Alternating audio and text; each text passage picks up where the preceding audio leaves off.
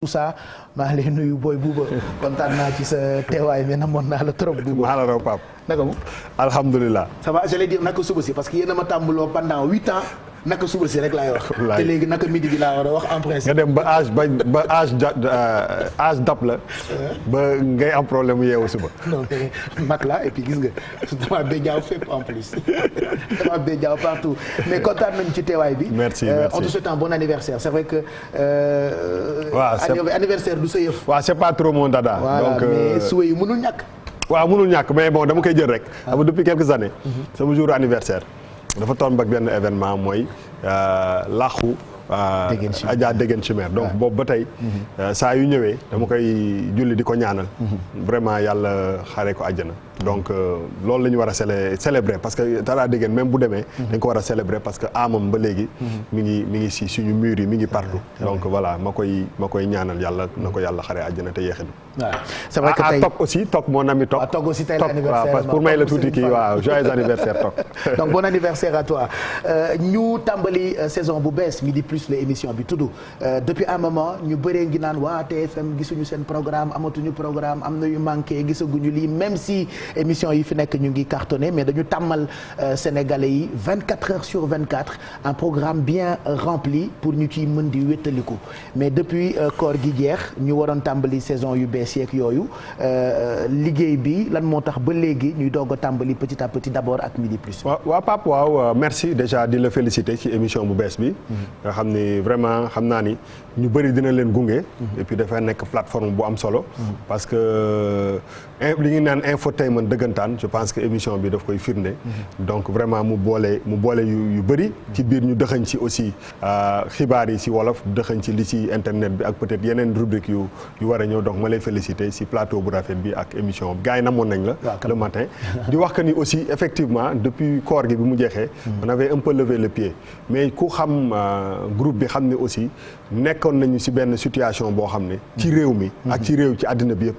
permettre woon peut-être que nga vraiment teg li nga bëggoon teg yëpp ba affaire bi quand même ba gën a stabiliser wu quand je dis ça ñëpp xam nañ ni. je parlais un peu du contexte coronavirus et tout ça donc ñu jël quand même le temps de souffler un peu. et affaire yi bi ñu waajee commencé rek effectivement mu xawaat doy waar ñu reculer parce que dañu yaakaar ni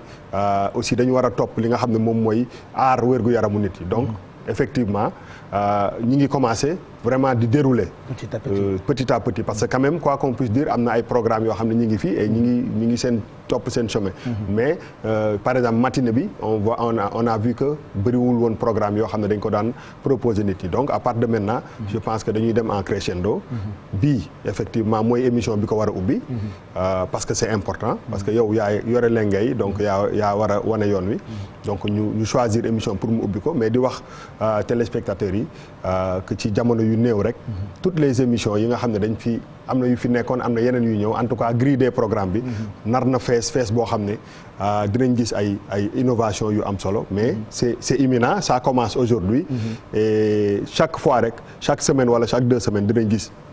programme bu bees ñu teg ko ba nga xam ne grille bi dafay fees macha allah ba nga xam ne rediffusion sax du ñu am place quoi comme tout le temps question yi bi internet yu gën a yu bëri laajte mooy yeewu leen day amaat du amaat day ñëwaat du ñëwaat maa koy defuma ko. je pense que yow yaa gën a je suis bien placé pour le dire quoi yeewu leen mënta ñàkk parce que je pense que style matinal boobu ñun ñoo ko fi njëkk a def ba nga xam ne vraiment bëri na aussi ñuy def genre émission bu mel noonu le matin effectivement yeewu leen dafa war a am mais aussi je pense que des fois changer baax na si tuuti changer bi moom mooy que moi je pense que en milieu de journée comme ça baax na ci yow nga décalé wu vraiment parce que li nit ñi xamul lu bari mooy que moi je te prends comme un journaliste parce que vraiment lépp li nga xam ne atu journaliste yi am nga ko donc je pense que ci information bi am na loo ci mën a indi donc ñëpp dañ koy gis donc bu ñu dëxañee information bi ak yow li ngay def boole ci entertainment bi dafay am lu am solo et je pense que décaler loolu mu ñëw de midi à 14h ba 14h30 am na solo en attendant ñuy liggéey ci yeewu leen mais yeewu leen mi ngi ñëw ak new look parce que aussi nit émission boo xam ne yàggoon na defoon na fi 7 ans 8 ans les gens des fois ils ont besoin de quelque chose de nouveau xam nga dañuy profiter ci kiiwu télé yi rek pour wax que ni aussi mënuñu réinventer li nga xam ne mi ngi fi ba léegi. La télé partout dans le monde logique bi daw fépp. il faut muy daw fi même si on est au Sénégal. effectivement kii bokk réalité yi bokkul mais nit ñi des fois dañuy bëgg émission bu demee ba benn moment. ñu booster wax surtout matinale yi moo tax yenn émission yi muy am ay saison ba bu dem ba jékki-jékki ñu changé ko sax indi lu bees. mais yeewu leen ñu ngi ciy liggéey. pour mu am kii dina am ay innovation yu bees mais en dehors de yeewu leen ñëpp ñi nga xam ne dañu nekkoon ci yeewu leen.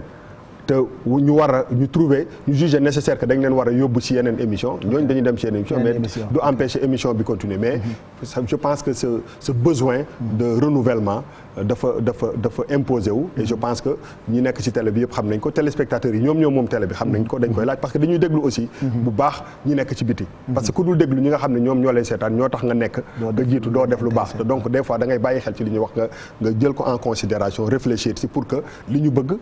nga defal leen ko parce que bii mooy miroir du Sénégal donc ñoom dañu war a seetu di gis seen bopp ci télé bi donc je pense que ñëpp ñi nga fii liggéey am talent bu bëri ils sont pas obligés d'être que sur une émission donc dina am ay effectivement dispatching yu ñu war a def mais ñëpp dinañ ci gis seen bopp ba Sénégalais aussi gis que ni la télé aussi ça évolue avec le temps et par rapport ak réalité yi nga xam ne moo imposé wu il faut que ñu kii et man ku ma xam ne sama poste bii ma nekk muy directeur des programmes j'ai besoin aussi d'améliorer des fois et puis de sax changer un peu c'est pas parce que li fi nekkoon baaxul mais nit ñi dañu soxla gis lu bees donc toutes ces émissions là ñi ngi fi mais dañuy am ak format boo xam ne peut-être format bu bien rafraîchi ak yu bees yi comme genre Midi Plus quel sera le message pour internautes yi ak téléspectateurs yi fidèles ci programme yu télévision Futurs Médias waaw mais message bi moom mooy on sait que aujourd'hui internet c'est incontournable donc lépp lu nit di def il faut nga insérer ko ci biir mu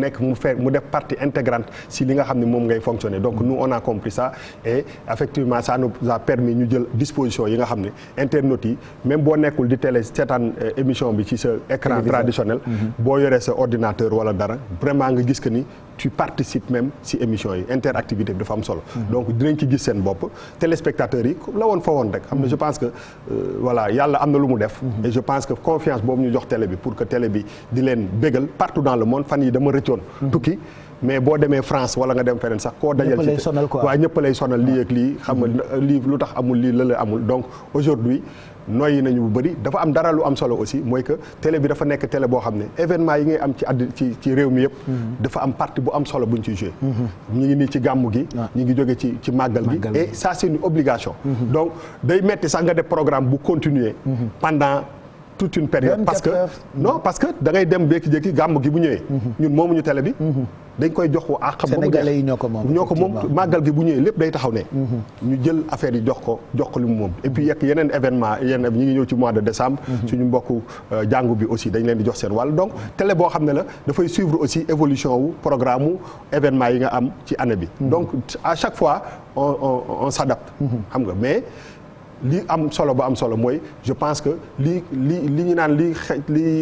nekk ci waaw du xaj ci cin lii moom du ci xaj li ñu bëgg a def yëpp je ne pense pas même pas d'ailleurs sax yaa ngi débordé voilà maa ngi débordé donc ba pare te man maa war a imposer ba émission bi comme teel a jeex loolu dama bàyyi ba Youssou Ndour génn dëkk bi ba teg émission nga doog a lijjanti moo tax nañu teel a pare et puis à propos de Youssou Ndour balaa ñuy tàggoo gis naa la Radio France Internationale gis naa la itam ci yeneen i média ngay expliquer album bi nga xam ni yaa ko produire mu war a génn fileek le 12 novembre albumu 10 titres ma déggaat itam ni signé nga ak waa Universal Afrique pour album boobu noonu. waaw ma papa lan lañ ci mën a am comme privilège la quoi bu croustillant. waaw privilège yu déjà produire album de Youssou Ndour c'est pas donné à tout le monde. donc ma koy remercier ci confiance boobu. li am solo mooy affaire yi neex na de. waaw neex na du ma bëgg dugg trop ci détail te effectivement ku xam Youssou Ndour xam ne tout est parti de l'Afrique tout est parti du Sénégal. donc aujourd'hui ak internet encore une fois bu demee ba nga xam ne le monde est devenu un grand village un gros village bu nit ñi mën nañu toog fii di alimenter àddina bi en contenu donc loolu la Universal comprendre ñëw vers moom c'est pas parce que du moom moo def te du guléet et je pense que ñoom ñoo ci war a gën a sax sant yàlla parce que machallah un artiste bu toll ci dimension boobu mu accepter jouer le jeu